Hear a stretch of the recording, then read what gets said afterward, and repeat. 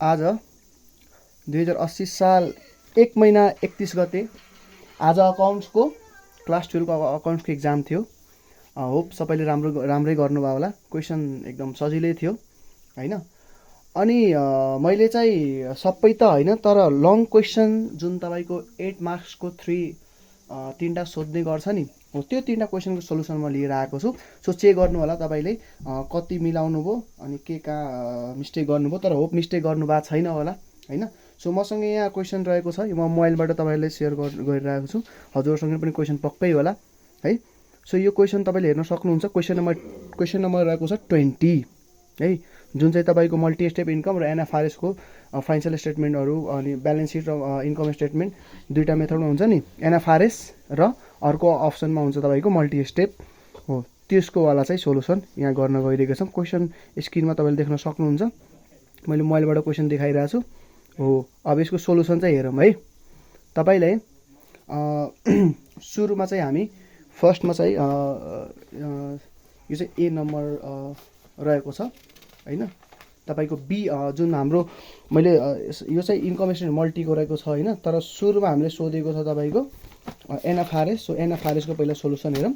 एनएफआरएसको income स्टेटमेन्टको पहिला solution हेरौँ है ल। सो यहाँ मैले गरेको छु, हेर्नु त। Income statement as per NFRS for the ended year गर्नु डट डट।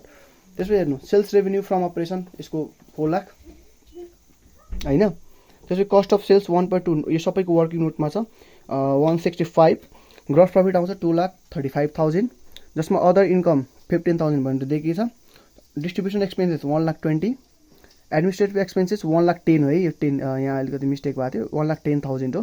त्यसपछि अदर अपरेटिङ एक्सपेन्सेस भनेको तपाईँको 37,500 गर्दाखेरि तपाईँको प्रफिट फ्रम अपरेसन आउँछ तपाईँको 90,500, जसमा फाइनेन्सिङ कस्ट तपाईँले 5,000 लेस गर्नुभयो भने तपाईँको प्रफिट बिफोर ट्याक्स आउँछ 85,500 हो। अनि त्यसपछि चाहिँ फेरि ट्याक्स तपाईँको ट्याक्स 10% दिएको छ क्वेसनमा, त्यो यसको 10% है, यसको 10% लेस गर्नुभयो भने तपाईँको यो प्रफिट बिफोर ट्याक्सको जुन 85,500 छ नि, त्यसको 10% यति लेस गर्नुभयो भने तपाईँको net income after tax for the year आउँछ है।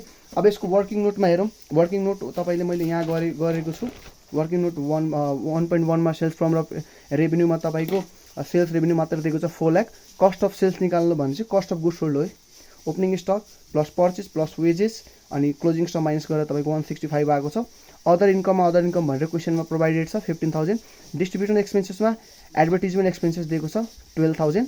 एडमिनिस्ट्रेटिभ एक्सपेन्सेसमा salary, office expenses, prepaid insurance expired भन्नुहोस्, यो भनेको प्रिपेड इन्सुरेन्स एक्सपायर्ड अथवा इन्सुरेन्स एक्सपेन्सेस भन्नु बोथ आर सेम हो, त्यही भएर मैले यहाँ दुइटै लेखेको छु, जुन युज गरे पनि हुन्छ 15,000। र इलेक्ट्रिसिटी एन्ड वाटर एक्सपेन्सेस भनेर तपाईँको 30,000 दिएको छ। अनि टोटल गर्दाखेरि तपाईँको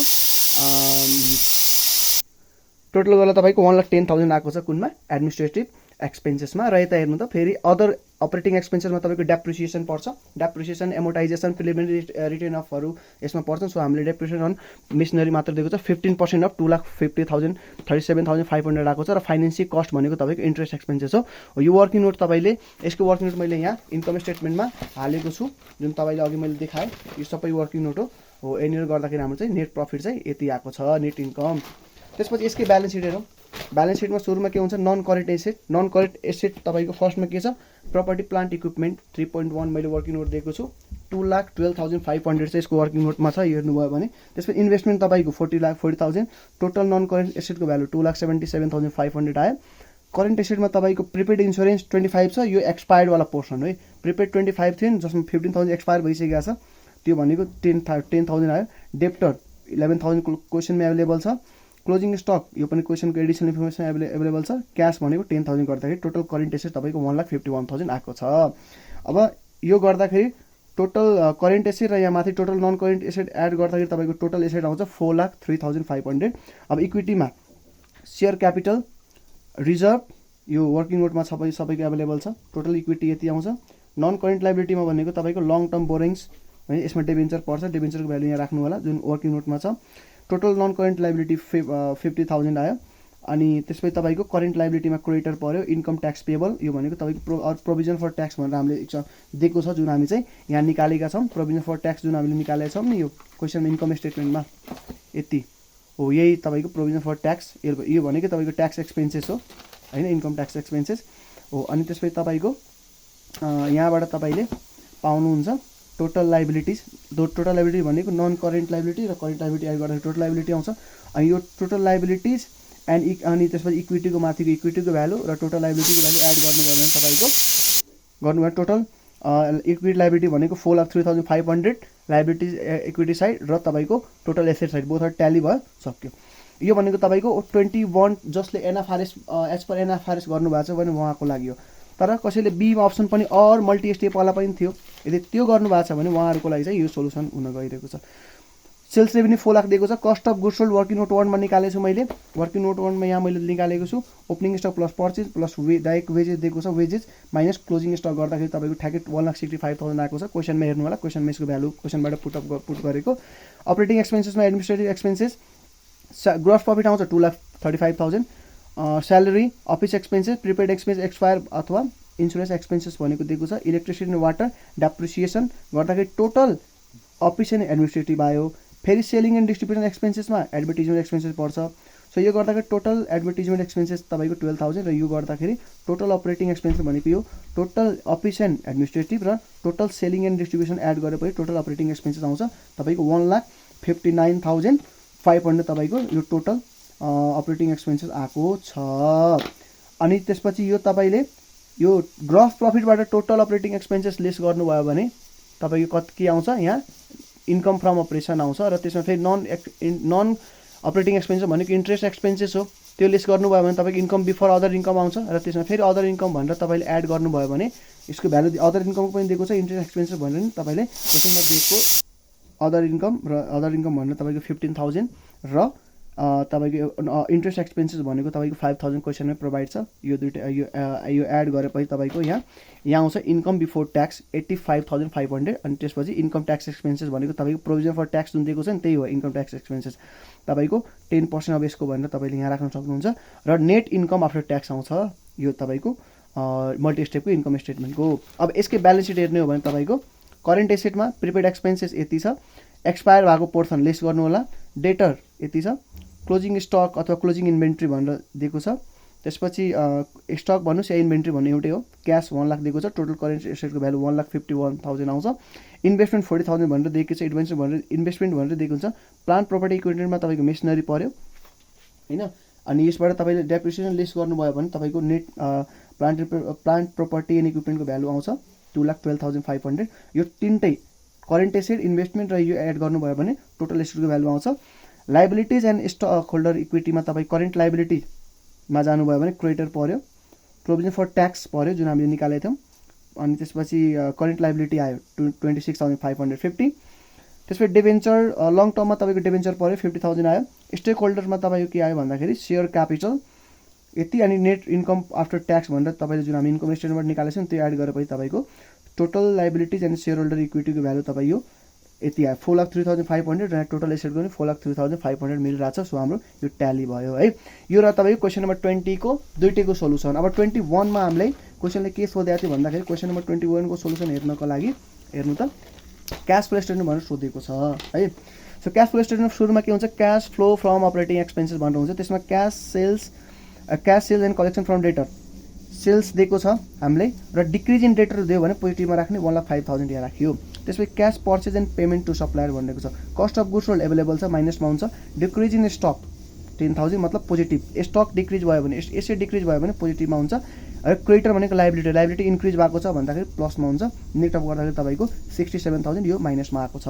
payment to employee and other expenses interest expenses तपाईँको दिएको छ होइन, सरी अपरेटिङ एक्सपेन्सेस दिएको छ 26,000 तर क्वेसनमा भनेको छ हेर्नु होला इन्क्लुडिङ इन्ट्रेस्ट एक्सपेन्सेस 4,000 भनेको छ। सो त्यो इन्क्लुडिङ मलाई लेस गर्ने यहाँ अनि कति हुन्छ राख्ने।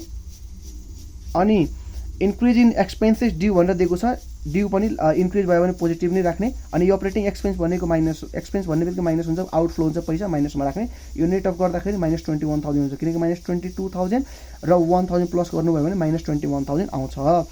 अनि पेमेन्ट अफ इन्ट्रेस्ट कहाँबाट निकाल्ने भन्दाखेरि हामी माथि नै अपरेटिङ एक्सपेन्सेस जुन इन्क्लुड भनेको छ नि इन्ट्रेस्ट एक्सपेन्स हो त्यो चाहिँ 4,000 यहाँ ल्याएर राख्ने अनि यहाँ आउँछ। पेमेन्ट अफ ट्याक्स दिएको छैन भने छोडिदिने। अनि टोटल यो जति ABCDE गरेका छौँ नि यो हाम्रो net cash flow from operating activities net cash flow from operating एक्टिभिटिजमा तपाईँले सबको 5E सम्म जोडिदिनु भयो भने तपाईँको यहाँ आउँछ। यो ईमा केही छैन भने यहाँ 0 राख्नु होला, मतलब यो एड गर्दाखेरि यहाँ केही छैन भने निल हुन्छ। सो डीसम्म चाहिँ एड गरेर हेर्नुभयो भने ठ्याक्कै net cash flow from operating activity तपाईँको 13,000 आउँछ। अब सेकेन्डमा के हुन्छ हाम्रो cash flow from investing activity. So इन्भेस्टिङमा एउटा मात्र रहेछ, द्याट इज के हो भन्दाखेरि पर्चेज अफ फिक्स एसेट। कति छ 29,000 एडिसनल इन्फर्मेसन हामीले प्रोभाइड गरेको छ। माथि पनि हेर्नुभयो भने रिलेसन हेर्नुभयो भने माथि पनि करेन्ट इयर अनि फिक्स प्रिभियस इयर भन्दा करेन्ट इयरमा एसेट बढेको छ। सो बढ्नुको मतलब पर्चेज गर्नु हो, तल पनि पर्चेज छ भने तलकै भ्यालु लिन्छ। सो पर्चेज 29,000 भयो।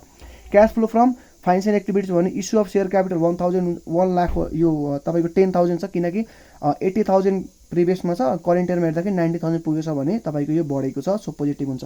लोन पनि इन्क्रिज भएको छ, 50,000बाट 68 पुगेको छ भनेपछि तपाईँको यो 18,000ले इन्क्रिज भएको छ। अनि क्यास डिभिडेन्ड पनि तपाईँले क्वेसनमा प्रोभाइड छ भन्दाखेरि तपाईँको यहाँ net cash flow from and financing activity 21,000 पोजिटिभमा आउँछ। र net change in cash or cash equivalent भनेको 3टा एक्टिभिटिज, यो 1मा यो एड गर्नुहोस्, फेरि 2मा पनि यो माइनस छ भने माइनस, अनि फेरि 3मा यो एड गरेपछि तपाईँको नेटमा तपाईँको 5,000 प्लस आउँछ।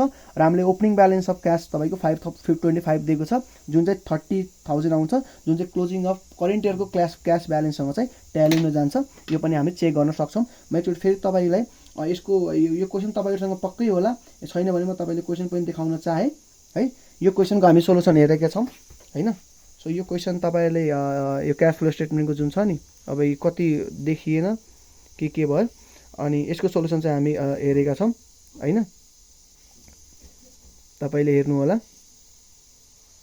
यहाँ राम्रोसँग मैले आएन उसमा। सो यो चाहिँ तपाईँको भयो क्यास फ्लो, क्लोजिङ क्यास फ्लोको तपाईँको सोल्युसन आयो। अब क्वेसन नम्बर 23मा हामीले के सोधेको छ, cost seat and tender seat है। कस्ट सिट र टेन्डर सिट सोधेको छ। सो फर्स्टमा के निकाल्ने, कस्ट सिट। कस्ट सिट हामीले दिएको छ डाइरेक्ट मटेरियल अनि डाइरेक्ट वेजेस एड गर्नुभयो भने प्राइम कस्ट आउँछ। प्राइम कस्टमा फ्याक्ट्री ओभरहेड दिएकै छ, यो एड गर्नुभयो भने वर्क कस्ट अथवा फ्याक्ट्री कस्ट आउँछ। र फ्याक्ट्री कस्ट वर्करमा एडमिनिस्ट्रेटिभ एड गर्नुभयो भने कस्ट अफ प्रोडक्सन आयो। कस्ट अफ प्रोडक्सन आयो यहाँ। त्यसपछि तपाईँले सेलिङ एन्ड डिस्ट्रिब्युसन एड गर्नुभयो भने टोटल कस्ट 3,20,000 आयो। यो कस्ट सिटमा केही प्रब्लम भएन। अब सेकेन्डमा आउँछ हाम्रो टेन्डर सिट। अब टेन्डर सिटमा हेर्ने हो भने डाइरेक्ट मटेरियल दिएको छ र डाइरेक्ट वेजेस दिएको छ र प्राइम कस्ट आयो। अब के भनेको छ, factory overhead based on direct wages and other चाहिँ वर्क कस्टमा बेस्ड छ भन्दाखेरि यसको लागि चाहिँ वर्किङ नोट निकाल्नुपर्छ है, पर्सेन्टेज निकाल्नुपर्छ तपाईँको। जस्तो फर्स्टमा के निकाल्ने, percentage of factory overhead on basis of direct wages दिएको छ क्वेसनमा। यसको लागि फ्याक्ट्री ओभरहेड माथि र डाइरेक्ट वेजेस तल राख्ने। अब यो भ्यालु कहाँ राख्ने भन्दाखेरि कस्ट सिटबाट राख्ने है। कस्ट सिटबाट भ्यालु राख्ने हामी। कस्ट सिटमा जुन हाम्रो भ्यालु छ नि यहाँ फ्याक्ट्री ओभरहेड र डाइरेक्ट वेज छ नि, यो चाहिँ भ्यालु चाहिँ कस्ट सिटबाट राखेर पर्सेन्टेज निकाल्ने। र 75% आउँछ नि, यो 75% अब त के को डाइरेक्ट वेजेसको हो नि त, हो त 75% अफ डाइरेक्ट वेज चाहिँ टेन्डर सिटको डाइरेक्ट वेज लिने, पर्सेन्टेज निकाल्न कस्ट सिटको युज गर्ने। तर on the basis of direct wage भनेको छ नि, सो डाइरेक्ट वेजेस तपाईँको 40,000 छ भने 40,000 को 75% तपाईँले फ्याक्ट्री ओभरहेड 30,000 राख्नुहुन्छ। यो चाहिँ वर्किङ नोट 1मा 100% छ भनेर मैले भनेको छु, यहाँ लेखे पनि हुन्छ। अनि त्यसपछि वर्क कस्ट, फ्याक्ट्री कस्ट अथवा वर्क कस्ट भनेको एउटै आउँछ। अब एडमिनिस्ट्रेटिभ ओभरहेड भनेको तपाईँको वर्किङ नोट 2मा यो भनेको छ तपाईँको वर्क कस्टको बेसमा निकाल। सेम त्यही हो, percentage of administrative overhead based on work cost. Administrative overhead माथि राख्नु, वर्क कस्ट तल राख्नु, इन्टु 100 गर्नुहोस्। अब यो पनि कहाँबाट लिने भन्दाखेरि यसको कस्ट सिटबाट लिने। एडमिनिस्ट्रेटिभ ओभरहेड 50,000 र वर्क कस्ट भनेको 2,40,000 गर्दाखेरि तपाईँको यहाँ 50,000 2,40,000 गर्दाखेरि अनि 20.83% आउँछ। अब 20.83% अफ के को राख्ने भन्दाखेरि वर्क कस्ट अब यहाँको लिने है। 1,30,000 को यति निकाल्नु भयो भने तपाईँको यति हुन्छ। त्यसपछि कस्ट अफ प्रोडक्सन आउँछ। अनि सेलिङ एन्ड डिस्ट्रिब्युसन एक्सपेन्सेस पनि तपाईँको के को बेसमा भनेको छ क्वेसनले, वर्क कस्टको बेसमा भनेको छ। भने पनि नभने हामी त्यही गर्ने। So selling and distribution overhead माथि राख्ने, वर्क कस्ट तल राख्ने, इन्टु 100 गर्ने। यो पनि भ्यालु कहाँबाट राख्ने, पर्सेन्टेज निकाल्नको लागि भ्यालु चाहिँ कस्ट सिटकोबाट लिने। सेलिङ तपाईँको 30,000 छ अनि वर्क कस्ट तपाईँको 2,40,000 छ। यसको बेसमा तपाईँले 12.5% हामीले निकालेको छौँ।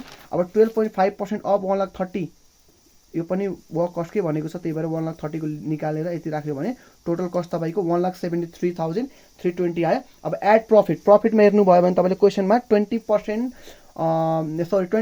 सेलिङ प्राइस भनेको छ नि, हो। सो 25% अफ सेलिङ प्राइस मतलब टेन्डरलाई चाहिँ 100 मान्ने, अनि टेन्डर प्राइस भनेको सेलिङ प्राइस हो, टेन्डरलाई चाहिँ 100 मान्ने, अनि प्रफिटलाई चाहिँ तपाईँले 25 माने कस्टलाई 75 माने। सो कस्ट हाम्रो जुन दिएको छ नि यो 75 हो र इन्टु 25% गरेर तपाईँले यो निकाल्नुभयो भने टोटल तपाईँको टेन्डर प्राइस आउँछ है। ल सो यो रह्यो हाम्रो चाहिँ टोटल आजको लङ क्वेसनको 3टा क्वेसनको सोल्युसन यति एन्सर हो। अब तपाईँले चेक गर्न सक्नुहुन्छ तपाईँले कुन कति मिलाउनु भयो के गर्नुभयो। ल सो च्यानलमा रहिरहनुको लागि सब्सक्राइब गर्नु होला। Thank you.